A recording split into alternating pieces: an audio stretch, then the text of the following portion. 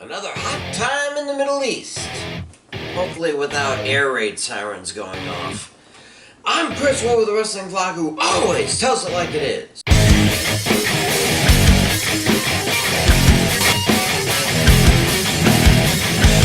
I wanted to think of something to do last week, but I was a little under the weather. Sorry.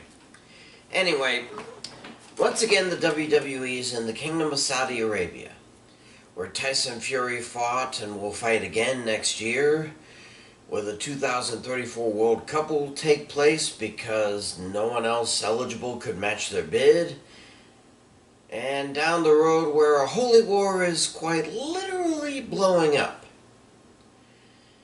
Yeah, this may or may not be a great time to be spending even one Arabian night in the desert, or with Israel and Pakistan's Cold War heating up and threatening interference by, among others, Iran. Iron Sheik has to be rolling his eyes in whatever Iranians term heaven. But thanks to our own help during Desert Storm, I think the Saudis have enough firepower to get everyone to keep their little jihad out of their borders for now. Meanwhile, much less significant wars are being raised in the capital. 5 title matches, including an extremely rare Universal title match, plus the American Nightmare and the Canadian Nocturnal Mission trying to take down the Judgment Day, and the so-called GOAT trying to get the Enforcer of the Bloodline to suck his own thumb, with the other puckered body part. Well, if the Middle East is gonna burn, might as well have a good time while we can and wait for the desert to turn to glass. Here are my predictions for Crown Jewel 2023. Start with the kickoff. Sami Zayn versus JD McDonough. Good thing the Saudis have throttled back on people like Zayn so he could make his first appearance there back in the spring. Of course, he had Kevin Owens backing him up then. Now, maybe Jey Uso, maybe not. Meanwhile, with 3 of the Judgment Day competing, Finn Balor can still show up and make it a 2-on-1 deal, and that's all that's needed. Winner is JD McDonough. John Cena versus Solo Sikoa. Certainly hope Cena didn't contract something. Hate to think the gravelly throat is from COVID or the like. But yeah, the last time he won a one-on-one match was back with the first PLE in Saudi Arabia, the Greatest Royal Rumble in 2018. Since then, any victories he had were in tag matches. That's kind of pathetic, but also understandable since he's been busy with films and whatnot. But Sikoa put him down a few weeks ago, so the streak should finally end. Pray for the actor's strike to end so Cena can return to Hollywood where he belongs. Winner is John Cena. American Nightmare Cody Rhodes versus Senor Money in the Bank Damian Priest. I was sort of thinking Rhodes would force Priest to put the briefcase on the line. If Rhodes wants another primary title shot, that might be the only way he'll get it nowadays.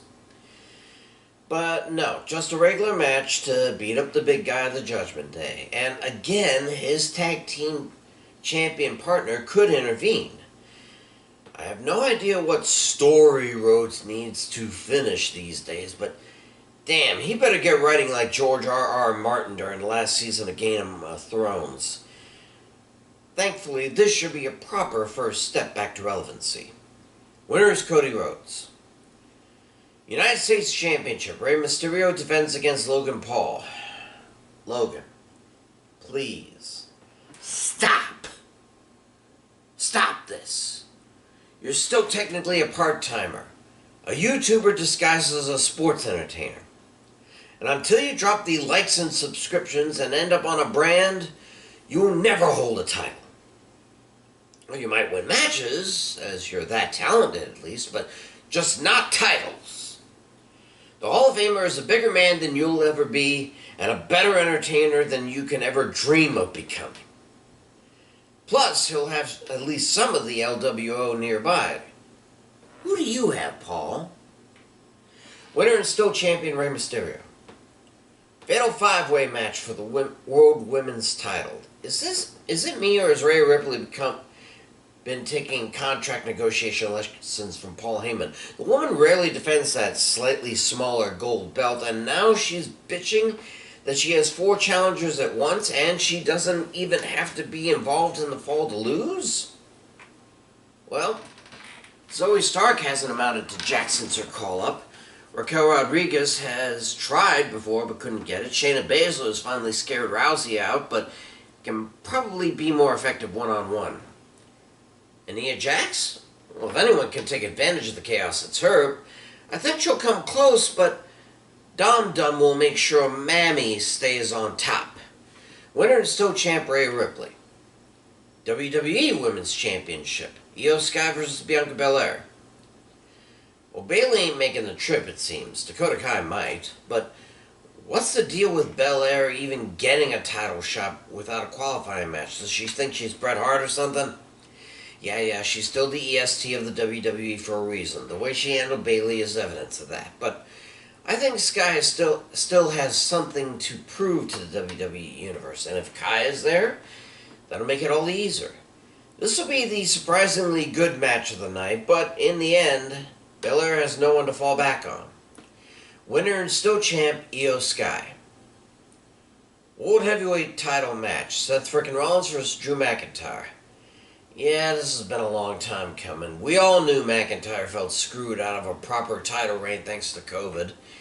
He won the title in front of no one and lost it in front of LED screens with the WWE Universe surrounding him. The cheers were piped in, and though he saw the love and respect for him on the screens, it just wasn't the same. Now he has a chance to win the title in front of a proper WrestleMania-like crowd. The problem?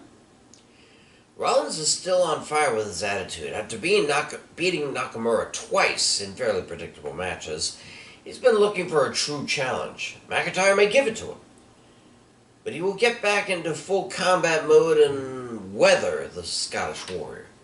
Longest match of the night, but the winner and still champ will be Seth frickin' Rollins. Finally, and I mean quite literally, finally, Roman Reigns defends his WWE Universal Championship against LA Knight. There's little doubt that Knight has been on a tear and a half as of late. Winning the SummerSlam Battle Royal, taking the bloodline down a notch thanks to Cena and himself, and generally rising above the stupid Max Dupree angle that was thrust on him when he left NXT. He is certainly the face of the baby faces on SmackDown lately, and the fact that Reigns is trying to get to Hulk Hogan's 4-year-old mark by simply not competing, let alone putting his title up, that might just present ring rust, though different from having an injury. He, unfortunately, is the face of the heels at SmackDown, and he has been since the Thunderdome days. A lot of heat will be thrown at both during the matches, though being in the desert, it will be a dry heat. Bottom line, if Jimmy Uso calls an audible and somehow disrupts the match, Knight doesn't stand a chance. But then again, only once has Reigns needed backup. And Knight, cheered as he may be, really isn't on his level. Winner and still champ, Roman Reigns.